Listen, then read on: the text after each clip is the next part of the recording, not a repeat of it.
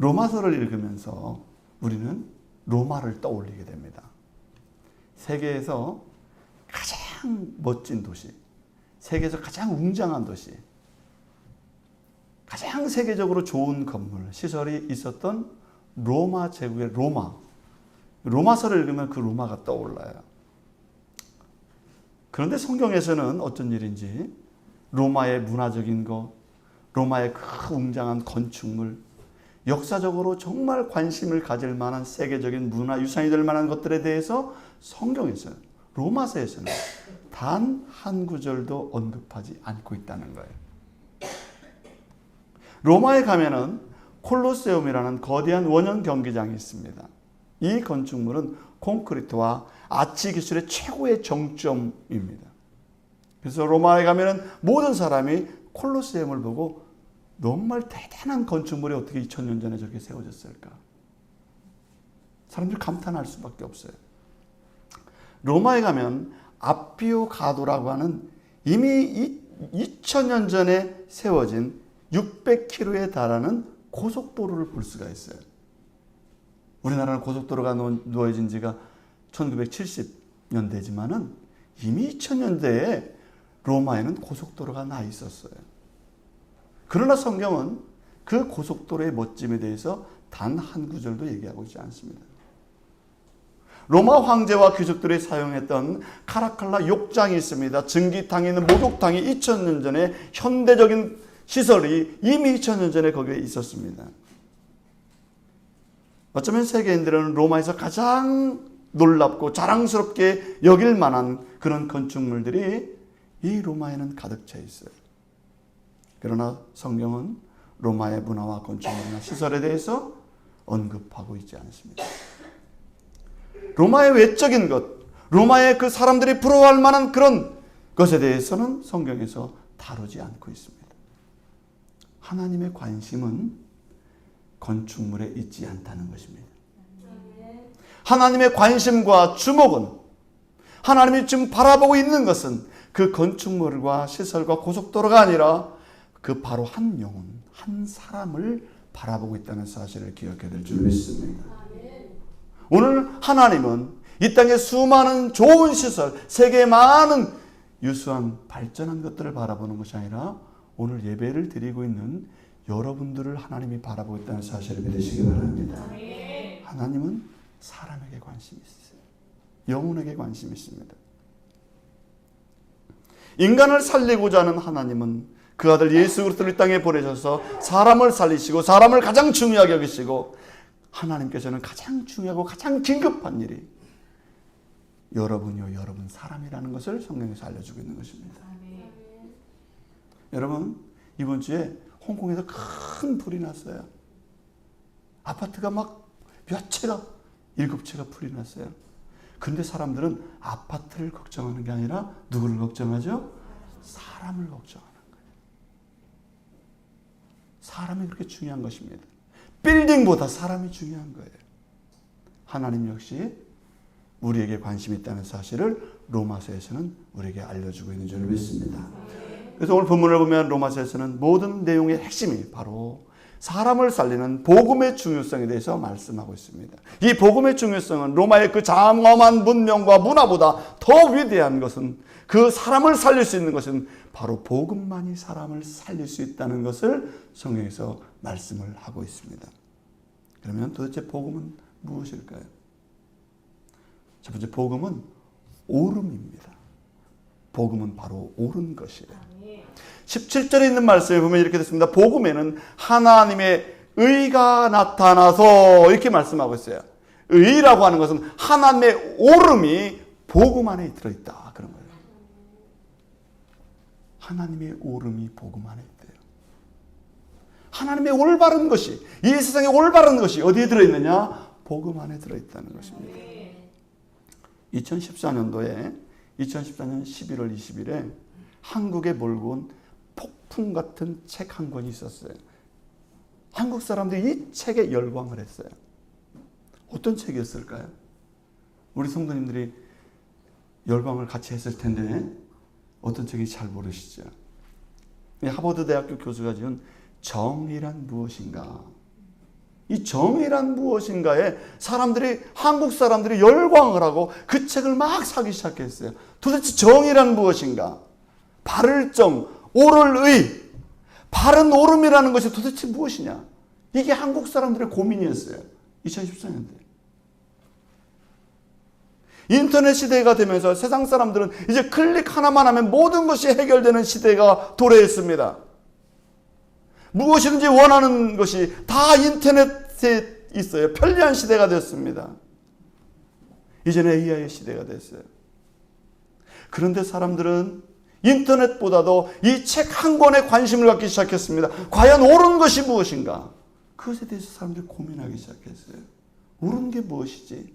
어떻게 사는 것이 옳은 것이지? 그래서 하버드 대학 교수가 써놓은 그 책에 관심을 가진 거예요. 그 사람이 도대체 뭐라고 써놨는가? 옳은 게 무엇인가? 여러분, 옳은 게 무엇인가요? 한국의 지식인들이 2014년도에 그 책에 열고 그 책을 들여다봤어요. 샌델 교수는 우리가 이해하고 있는 두 가지의 잘못된 옳음에 대해서 얘기했어요. 첫 번째는 개인이 행복하다고 정의로운 것은 아니다. 그런 얘기를 했어요. 개인이 먹는 것이 행복하고 노는 것이 행복하고 내가 누리는 것이 행복하다고 해서 그것이 정의로운 삶이 아니라는 거예요. 그게 옳은 삶이 아니라는 거예요. 나는 행복한데 많은 다른 사람이 불행을 겪고 있다면 그것은 정의로움이 아니다. 이렇게 얘기했어요. 두 번째는 여러분들이 개인이 자유를 누린다고 해서 그것은 정의로운 것이라고 말할 수 없다. 이렇게 얘기했어요. 개인의 자유가 포장되고 내가 뭐든지 할 수 있고 갈 수 있는 것이 모든 것이 보편화됐다 해도 그것은 정의로움이 아니다. 이렇게 얘기했어요. 그럼 뭐가 정의로움이냐? 마지막으로 도덕적 가치의 공동체가 진짜 정의라고 말을 합니다. 한 사람의 행복이 아니라 모두가 행복할 수 있고 한 사람의 자유가 아니라 모두가 자유로울 수 있는 공동체가 그런 길로 가야 그게 옳은 것이다. 이렇게 얘기를 해주세요. 저는 이 글을 보다가 생각을 했습니다. 성경을 보면은 이미 하나님께서 우리에게 진정한 옳음이 무엇인지를 알려주고 있다는 것입니다. 하나님은 우리에게 말씀했어요. 복음이 바로 하나님의 옳음이다라고 정의해 주고 있습니다. 17절에 있는 말씀에 보면 이렇게 됐습니다. 복음에는 하나님의 의가 나타나서 하나님의 옳음이 나타나서 믿음으로 믿음에 이르게 하나니라고 말씀하고 있습니다. 복음이 바로 하나님의 정의고 하나님의 옳음이라는 거예요. 이미 하나님은 무엇이 옳은가를 이미 성경에서 알려주고 있는 것입니다. 바울 사도는 왜 인생에서 목숨을 걸고 로마까지 가서 복음을 전하게 되는 것일까요? 왜 바울 사도는 그 자신의 모든 학식을 내려놓고 이 복음에 자신의 모든 인생을 올인을 했을까요? 수없이 매를 맞고 옥에 갇히고 목숨의 위험 속에서 왜 그는 복음의 삶을 살기 위해서 자기 전생애를 드리게 되었을까요? 그것은 복음이 가장 옳은 것이기 때문에 그런 것입니다. 이 복음이 인간을 살리는 것이기 때문에 그런 거예요. 사람을 살리는 일이에요. 복음이 인생의 올바른 길을 안내하는 것이고 우리 인생을 방황하고 살아가는 이들에게 바로 이 복음이 인간을 살리는 길이라는 것을 목숨을 걸고 많은 사람들에게 증거하게 되었던 것입니다. 바울 사도는 로마서 1장 6절에서 이렇게 말씀했어요. 너희도 그들 중에서 예수 그리스도의 것으로 부르심을 받은 자니라 그랬습니다. 하나님은 예수 그리스도를 통해서 자기의 자녀를 삼아 주셨다는 것입니다. 이 세상에서 여러분들은 타락하고 버림받은 존재가 아니라는 거예요. 하나님은 예수 그리스도를 통해서 하나님의 자녀로 여러분을 붙들어 주신다는 거예요. 예수 그리스도의 것으로 부르심을 받았다. 예수 그리스도의 것, 예수 그리스도의 소유라는 것입니다. 하나님은 우리를 불러서 다시 하나님의 소유가 되게 하신다는 것입니다. 예수께 속한 자, 부르심을 받은 자, 그 사람들이 바로 하나님의 자녀이고 그들이 구원받은 자의 삶을 살게 된다는 거예요. 그래서 그리스도인들은 누구에게 속한 자들입니까? 하나님께 속한 백성들인 줄로 믿습니다. 하나님의 자녀들이라는 거예요. 저는 성경의 말씀 중에 참 마음속에 100번을 읽어도 좋은 성경 구절이 있어요. 저는 이 성경 구절을 너무 좋아합니다. 그 성경 구절이 뭐냐면 시편 100편 3절이에요. 여호와가 우리 하나님이신 줄 너희는 알지어다. 그는 우리를 지으신 이시요 우리는 그의 것이니 그의 백성이요 그의 기르시는 양이로다. 세 번의 소유격이 나와요. 우리는 그의 것이다. 그의 백성이다. 그의 양이다. 한 절에서 세 번이나 강조하고 있습니다. 너희는 어디에 속한 자라고요? 하나님께 속한 자다. 이 땅에 속한 자가 아니다. 하나님께 속한 자다. 하나님의 소유된 자들이다. 여러분, 우리가 이 땅에서 많은 사람들이 안정을 취하기 원해요. 안정된 삶을 살기를 원하지 않습니까? 여러분 다 안정되고 싶잖아요. 내 자녀가 학교를 못 들어가. 그럼 학교를 들어가야 뭐가 생겨요? 안정감이 생겨요. 학교는 갔는데 직장을 못 잡아. 그럼 뭐가 불안해져요 갑자기? 왜 그래요? 직장이라는 것이 못 들어가서 그래요. 이 머슬러라고 하는 심리학자는 우리 인간이 소속이 분명할 때 안정감이 생긴대요. 이 세상에 수많은 사람들이 불안정하게 살아가요. 이 땅에 많은 사람들이 돈도 많고 이 땅에 막 놀이도 즐기고 막 그렇게 예쁜데 또 막 더 예뻐지려고 하고 옷을 입었는데 더 예쁜데 또 예쁜 걸 입어야 되고 막 그렇게 살아가요. 뭔가 늘 부족해. 늘 부족하다고 생각해요. 안정이 안 돼 있어요. 왜 안정이 안 돼 있습니까? 소속이 분명하지 못하기 때문에 그래요. 하나님의 것으로 너는 하나님의 자녀이고 하나님의 백성이라는 소식이 분명하면 그 사람 마음은 평안해질 줄로 믿습니다. 평안해지는 거예요. 하나님은 왜 예수 그리스도를 이 땅에 보내셨나요? 예수 그리스도가 바로 길이요 진리요 생명이기 때문에 그렇습니다. 예수 그리스도를 통해서 아버지께로 갈 수 있기 때문에 그런 것입니다. 그래서 예수께 속해야만이 우리는 하나님께 갈 수 있고 하나님의 백성이 될 수 있기 때문에 우리는 예수 그리스도 안에 거하게 되는 줄로 믿습니다. 나로 말미암지 않고는 아버지께로 올 자가 없느니라. 아버지의 나라에 소속하기 위해서는 우리가 예수께 속해야 된다고 성경은 말씀하고 있는 것입니다. 이 복음은 우리를 하나님께 속하게 하기 때문에 복음이 가장 중요하고 복음이 가장 옳은 것인 줄로 믿습니다. 하나님의 자녀의 모습으로 회복시켜주는 것이 바로 하나님의 복음이에요. 우리는 하나님께서 창조하신 그 본래의 위치, 본래의 자격을 회복해야만 되는 것입니다. 하나님을 이제 아버지라고 부를 수 있는 원래 우리의 본래의 자격을 갖춰야 되고 그 안에 소속되어야만이 우리는 진정한 자연인이 될 수 있고 진정한 행복자로서 이 땅에 살아갈 수가 있는 거예요. 하나님께 속할 때. 사랑하는 성도 여러분, 복음은 나를 나답게 만들어주는 거예요. 여러분 국어 사전에 아름다움이라고 하는 단어는 나답게 되다라는 뜻이에요. 여러분다워야 아름다운 거예요. 나답게 되어야 아름답대요. 그게 아름다움이라는 이 단어예요. 여러분들이 아름다워지려면 하나님의 자녀로서 여러분 본래의 모습을 회복해야만이 아름다워질 줄 믿습니다. 옆에 분에게 다시 한번 하세요. 당신 아름다우십니다. 당신 아름다우십니다. 아름다우세요. 여러분 예수님께 속했기 때문에 아름다운 거예요. 하나님의 자녀이기 때문에 더 아름다운 줄로 믿습니다. 하나님이 다 나답게 살아요. 하나님의 자녀답게 살아야 아름답대요. 예수님께 속하는 것은 하나님께로 회복되는 것입니다. 구원이라고 하는 것은 바로 하나님의 자녀로 사는 삶의 시작이라는 것을 성경 우리에게 알려주고 있어요. 두 번째, 복음은 사랑의 열정입니다. 복음은 옳은 것이고 복음은 또한 사랑의 열정을 갖게 만들어요.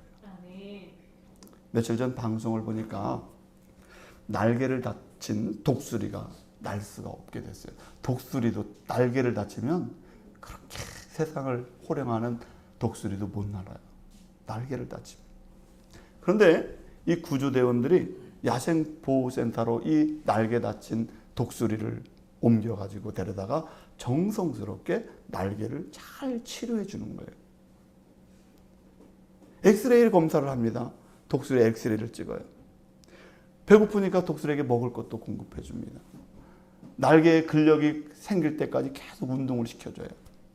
그리고 독수리가 야생에 적응할 수 있도록 먹이 사냥도 훈련을 시켜주는 거예요. 그리고 나 같으면 독수리를 다 우리 집에다 놓고 키울 건데 이 야생보호센터 사람들은 이 독수리를 트럭에 쫙 싣고 가가지고 그 우리에 다 갇혀있던 우리를 하늘로 날려보내기 위해서 놀려보내는 거예요. 독수리가 잘 훈련시켜서 하늘을 날아서 자유롭게 야생에서 살아갈 수 있도록 그 돌려보내는 일을 하는 거예요. 한 마리의 이름 없는 독수리를 돌보고 치료해서 야생으로 돌려보내는 사람들의 모습을 보면서 그 독수리 한 마리를 위해서 시간을 들이고 정성을 들이고 얼마나 많은 애정을 보여주는지 몰라요. 저는 그 모습이 너무나 아름답더라고요. 그것은 그 동물보호센터 사람 대원들의 열정이 거기에 담겨있어요. 사랑이 담겨 있는 거예요. 자연을 사랑하고 이 죽어가는 동물을 다시 살려야 된다는 그 의지가 그들에게 있었던 것입니다. 그래서 그 날 수 없던 독수리를 치료해주고 또 돌봐주고 훈련을 시켰더니 그 트럭을 싣고 가서 야생에 탁 풀어주니까요. 독수리가 몇 발짝 뛰더니 저 하늘로 날아가는 거예요. 얼마나 멋지게 날아가는지 몰라요. 옛날에 그 독수리처럼 탁 날아가요. 이 센터 사람들은 이 독수리가 원래 위치로 돌아가는 것이 옳다고 믿기 때문에 가둬놓지 않는 것입니다. 자연을 사랑하고 그리고 자연 속에서 독수리가 행복하게 살도록 돌려보내는 거예요. 어쩌면 우리 인간도 하나님께 날아갈 수 없는 날개가 부러진 독수리처럼 독수리가 하늘을 날아야 되는데 우리의 날개가 부러져서요. 우리는 하나님 앞에 날지 못하고 어디만 보고 살아갑니까? 땅만 바라보고 살아가요. 이 땅에서 하나님을 잃어버리고 저 하늘을 바라보지도 못하고 내 삶의 기준이 이 세상에서 그럭저럭 잘 살면 되지. 이 땅에서 그냥 사람들 속에서 틈바구니 속에서 내가 원하는 대로 살다가 그냥 죽으면 되는 것이지. 내 영혼에 상처가 나고 내 영혼이 지금 병들어 있고 내 영혼이 지금 방치되어져 있는데 이 어그러진 세대, 거스러진 세대 속에서 그냥 그렇게 살아가고 있는 이 땅에 수많은 사람들이 있어요. 자신이 독수리임에도 불구하고 독수리인 걸 모르고 날개가 있음에도 불구하고 날개가 부러진지도 모르고 그렇게 살아가는 거예요. 상처와 아픔을 겪으면서도 하나님께서 우리에게 주신 하나님의 자녀의 삶, 천국의 삶, 날개가 다 꺾인 채 날지도 못하고 살아가면서 그냥 그렇게 살아가요. 하나님이 독수리를 만들어 주셨는데 날개가 부러진 채 날지도 못하는 닭처럼 땅만 바라보고 살아가요. 날개의 모형은 있잖아요. 닭들도. 그래 날지 못해요. 이 땅에 수많은 사람들이 하나님이 독수리 같은 존재로 만들어 주셨는데 날지 못하는 모양만 갖춘 닭처럼 땅만 바라보고 살아가는 거예요. 사랑하는 성도 여러분, 믿음의 사람들은 생명을 살리는 구주대 역할을 해야 될 사명을 하나님이 우리에게 주신 줄 믿습니다. 하나님께서 그리스도인으로 불러주신 것은 여러분 더 이상 땅만 바라보는 닭이 아니라는 거예요. 여러분들은 하나님께서 예수 그리스도를 통해서 구원의 은혜를 주시고 하나님을 바라볼 수 있고 하시고 저 영원한 소망을 갖고 날아갈 수 있는 그런 믿음의 은혜를 주신 은혜를 입은 사람인 줄로 믿습니다. 그래서 그리스도인들은 이제 구조대가 돼야 되는 거예요. 구조대의 사명이 있어야 되는 거예요. 나도 날 수 있었으니 저 날지 못하는 영혼들에 대한 열정과 사랑과 애정을 가져야 될 줄로 믿습니다. 그래서 오늘 바울은 열매를 맺기 위해서 로마로 간다고 얘기를 하고 있습니다. 13절에서 이렇게 말씀하고 있어요. 형제들아, 내가 여러 번 너희에게 가고자 한 것을 너희가 모르기를 원하지 아니하노니 이는 너희 중에서도 다른 이방인 중에서와 같이 열매를 맺게 하려 함이로되 지금까지 길이 막혔도다. 그랬어요. 바울은 너희 중에서도 다른 이방인 중에서와 같이 열매를 맺게 하려 함이라 그랬어요. 열매가 무엇입니까? 바울 사도가 그토록 생각했던 열매가 무엇입니까? 자신의 외적 성장의 열매인가요? 나의 사역의 성취를 위한 열매인가요? 나의 만족을 위한 열매인가요? 그 열매가 아니라는 거예요. 사람의 열매를 맺기 위한 열정이 그에게 있었던 것입니다. 사람을 살려내고 그 사람이 옳은 삶, 하나님의 자녀가 되는 그 회복된 영혼, 다친 날개가 치료해서 하늘을 날 수 있는 그 자유로움과 행복과 하나님의 은혜와 구원의 그 감격을 누리고 살 수 있는 그 열매를 그들에게 주고 싶었던 거예요. 그 열매의 삶을 하고 싶었던 것입니다. 생명을 생명답게 살고 인간을 인간답게 살고 인생의 올바른 아름다움이 무엇인지 회복시켜주는 아름다운 열매의 삶으로 인도하기 위해서 바울 사도는 복음의 열정을 가지고 로마로 가게 된다는 것을 성경은 우리에게 알려주고 있는 것입니다. 사랑하는 성도 여러분, 하나님의 은혜를 입은 자들은, 하나님의 생명을 갖고 있는 사람들은 그래서 마음속에 뭐가 있냐면요, 사랑의 열정이 생기는 거예요. 한 영혼이 그리스도께 돌아와서 그들이 회심의 열매를 맺고 그 인생이 더 자유와 더 행복과 더 소망 속에 천국의 백성으로 살아갈 수 있도록 하는 사랑의 열정이 그 속에서 일어나게 되는 줄 믿습니다. 바울은 이 세상에서 수많은 가치 중에서 사람의 회복을 원했습니다. 영혼이 회복되기를 갈망했습니다. 그래서 그의 관심은 전 생애를 복음을 믿고 구원받은 삶을 살도록 그 영혼을 인도하는 데 자신의 인생의 마지막까지 그 인생을 살게 되는 거예요. 하나님은 우리에게 말씀하셨습니다. 진리를 알지니 진리가 너희를 자유케 하리라. 진리를 알게 되면 너희들이 날개를 달게 될 것이다. 자유와 평안의 날개를 쫙 펴게 될 것이다. 행복의 날개를 펴게 될 것이다. 하나님이 주시는 평안을 알게 될 것이다. 그 축복이 무엇인지를 깨닫게 될 것이다. 그 내용이 어디에 들어있다고요? 복음 안에 들어있는 것입니다. 사랑하는 성도 여러분, 그래서 교회는 이 사명을 감당하는 거예요. 교회는 프로그램으로 세워지지 않습니다. 교회는 사람들이, 날개를 다친 영혼들이 하나님께 와서 하나님의 복음 안에서 날개를 회복하는 역사가 일어나게 되는 줄 믿습니다. 교회는 영혼들을 살리고 주님 안에서 새 소망을 갖게 하는 곳이에요. 여러분도 이제 구조대가 되어서 많은 영혼들에게, 날개를 다친 영혼들에게 하나님을 통해서 치유받을 수 있도록 날개를 고쳐주는, 그래서 그 영혼이 날 수 있도록 만들어주는 그 역할을 잘 감당하는 우리 성도님들이 되길 주의 이름으로 축원합니다. 마지막으로 복음은 부끄러움이 아니라 자랑할 거라는 거예요. 한번 따라서 하겠습니다. 복음은 부끄러움이 아니라 자랑이다. 복음은 부끄러움이 아니에요. 내가 신앙생활하는 거 부끄러움이 아닙니다. 16절에서 이렇게 말씀했습니다. 내가 복음을 부끄러워하지 아니하노니 이 복음은 모든 믿는 자에게 구원을 주시는 하나님의 능력이 됨이라.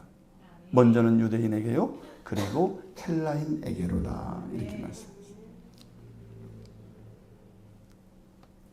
이 땅에는 창조주 하나님의 은혜를 모르는 사람들이 참 많습니다. 하나님을 거부하고 차라리 불신자가 되고 무신론자가 되었지언정 주님을 믿는 그리스도인의 삶은 반대한다. 이렇게 주장하는 사람들이 있습니다. 나는 차라리 다른 종교에 가서 어려운 일에서 무당을 찾아가고 어디 가서 부적을 좀 사서 점을 보고 그렇게는 할지언정 나는 교회는 안 가. 이런 사람들도 있어요. 바울 사도 역시 유대교 신자로서 옛날에는 그리스도를 배척하고 그리스도의 삶을 거절했던 사람이었어요. 알지 못할 때는 그랬어요. 알지 못할 때는 예수님의 구원도 받아들일 수 없습니다. 예수님과 반대되는 길을 걸어갑니다. 바울 사도는 자신이 그런 삶을 살았기 때문에, 옛날에 하나님을 부인하고 예수님을 부인하는 삶을 살았기 때문에 그렇게 살아가는 사람들이 너무나 보이는 거예요. 자신의 옛날 길을 걸어가고 있기 때문에 그렇습니다. 그들이 안 믿는 게 이해가 되는 거예요. 오늘 본문을 보세요. 안타깝게도 복음을 거절하는 자들이 있다는 것입니다. 로마서 3장 12절에 보면 이렇게 말씀합니다. 다 치우쳐 함께 무익하게 되고 선을 행하는 자는 없나니 하나도 없도다. 로마서 3장 17절에 이렇게 말합니다. 평강의 길을 알지 못하였고 그들의 눈앞에서 하나님을 두려워함이 없느니라 그랬어요. 복음을 거절하는 자들을 보니까 뭐가 없냐? 두 개가 없어요. 평안이 없어요. 두 번째는 하나님을 두려워하지 않습니다. 또 심판과 멸망도 두려워하지 않습니다. 아무것도 두려워하잖아요. 그러나 평강이 없어요. 그들의 마음에 강팍함이 남아있어요. 강팍함이라는 것은 마치 돌밭과 같은 거예요. 보이진 않아요. 그 사람이 강팍한지 안 박한지 몰라요. 근데 그 속 내면을 들어가면 그 속에 뭐가 하나 들은 줄 아세요? 바위덩어리 하나 들어있어요. 얼마나 고집이 센지 몰라요. 이 속에 뭐 들어있다고요? 바위덩어리 하나 들어있어요. 안 깨트려져? 안 부서져요? 안 부서져? 안 굳혀져? 보여요? 안 보여요? 근데? 안 보여요. 안 보여요. 얼마나 미술을 잘 짓는데 겉으로는 얼마나 말이죠. 매너 있는데요. 근데 들어가 보면 내면에 깊이 들어가면 뭐가 있어요? 바위가 있어요. 평강도 없고 하나님을 두려워하지도 않고 심판도 멸망도 두려워하잖아요. 마음이 강팍해졌어요. 하나님이 애굽에 있는 바로의 마음을 어떻게 했다고 그랬습니까? 강팍해 했다. 바로가 얼마나 강팍합니까? 10가지 재앙, 9가지 재앙이 다 무너져도 하나님 안 믿어요. 자기 몸 부서져도 안 믿어요. 내 자식 죽어도 안 믿어요. 이게 강팍함이에요. 세상에 천지 개벽이 돼도 하나님 안 믿어요. 이게 강팍함이라는 거예요.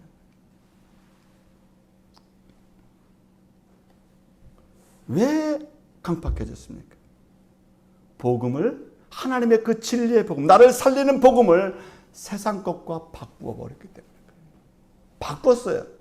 진짜가 저기 있는데 가짜 것을 가지고 이게 진짜라고 믿고 살아가는 거예요. 세상의 것을 가지고. 이 세상 것 가지고 강팍하게 살아가는 것입니다. 하나님 대신에 놀이를 하나님 대신 바꿔버렸어요. 하나님 대신에 일과 취미를 하나님과 바꿔버렸어요. 하나님의 복음의 능력을 사랑과의 만남으로 바꿔버렸어요. 다 바꿔치기 했어요. 성경은 이 바꾼 사람들에 대해서 뭐라고 얘기합니까? 21절에서 미련한 마음이 어두워진 자, 22절에는 어리석게 된 자, 23절에서 바꾸는 자라고 표현하고 있습니다. 바꾸어버린 사람들. 그 사람들이 왜 강팍한 줄 알아요? 그들도 갖고 있는 게 있어요. 갖고 있는 것이 있습니다. 하나님의 은혜를, 하나님의 옳음을, 하나님의 정의를 세상 것과 자기가 좋아하는 것과 다 바꿔치기 했기 때문에 그렇다는 거예요. 성경에서 그렇게 말씀하고 있어요. 하나님의 진리의 것을 다 바꾸어 버린 사람들이에요. 사랑하는 성도 여러분, 이 땅에 수많은 사람들이 하나님의 정의, 하나님의 옳음을 세상 것과 다 바꾼 사람들이 많이 있습니다.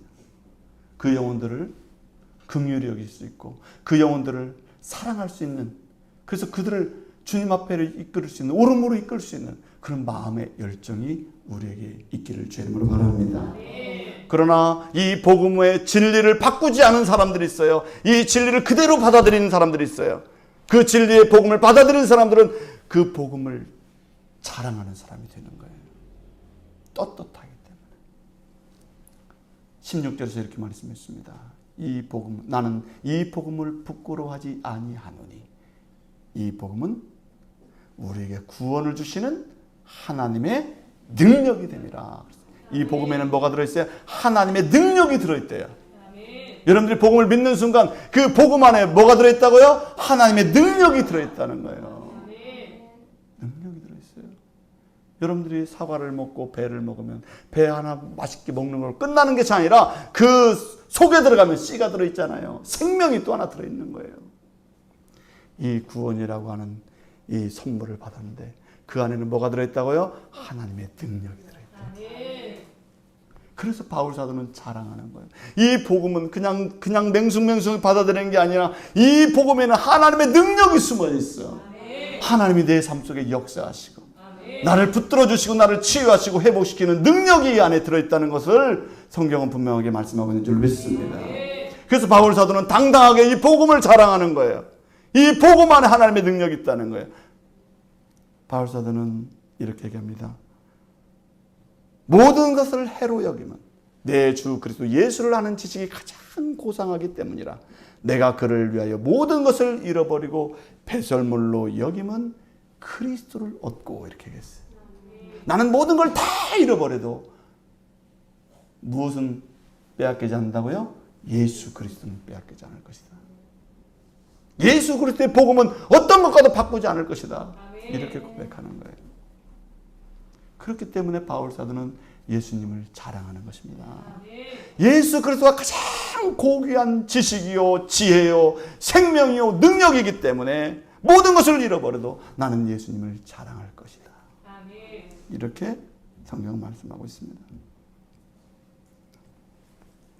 빌립보서 3장 3절에서도 이렇게 말합니다. 하나님의 성령으로 봉사하며 그리스도 예수로 자랑하고 라고 바울 사도는 얘기하고 있어요.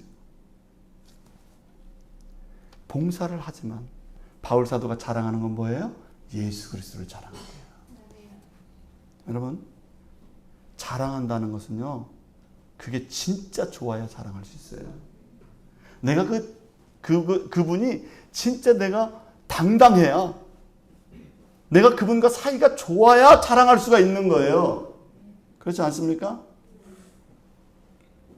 좋지 않으면 어떻게 자랑할 수가 있어요? 나는 예수님이 좋아서 자랑하는 거예요. 나는 예수님 때문에 내 인생이 변했어요. 나는 예수님 때문에 내 마음의 가치관이 변했어요. 그렇기 때문에 그 예수님이 자랑하고 싶은 거예요. 여러분, 내가 아직 주님을 자랑하지 못하고 주님을 부끄러워하고 있다면 주님과의 관계를 정말 긴밀한 관계, 주님과 정말 신뢰할 수 있는 관계, 주님의 그 복음을 진정으로 진리로 받아들이는 신뢰하는 관계가 되기를 주님을 바랍니다. 신뢰할 때만 자랑할 수가 있어요.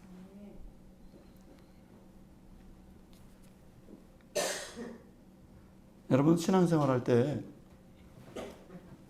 하나님을 자랑하고요, 교회를 자랑하고요, 우리 교우들을 자랑하고요, 자랑할 수 있는 사람은요, 복음의 확실함 가운데 서 있는 사람이에요.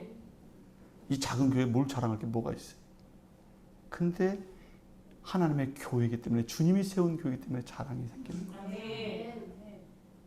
내 옆 사람 보면 아프기도 하고 힘들기도 하고, 근데 참 그분이 하나님 안에 서가고 싶은 그 열정이 너무 아름다운 거예요. 어디 자랑하는 거예요. 저건 저렇게 힘든데도 저렇게 어려움 속에서 하나님 붙들고 옳게 복음 들고 살아가는 그 삶이 아름다운 줄 믿습니다. 그래서 그걸 자랑하는 거예요. 세상 사람들이 자랑하는 것과 그리스도인들이 중요하게 여기는 가치는 다른 거예요. 하나님은 로마의 그 아름다운 건물 하나도 기록해 놓고 있지 않습니다.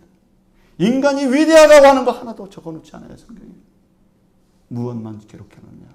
생명의 복음, 영혼을 살리는 복음을 기록해 놓고, 이 복음은 사람에게 관심이 있다는 사실을 성경 말씀하고 있는 줄 믿습니다. 그렇기 때문에 복음이 옳은 것이고, 복음에는 사랑의 열정이 있는 것이고, 복음은 부끄러울 것이 아니라 자랑할 것이라는 것을 여러분 꼭 기억하며 믿음 안에 살아가시길 주 이름으로 축원합니다. 기도하겠습니다.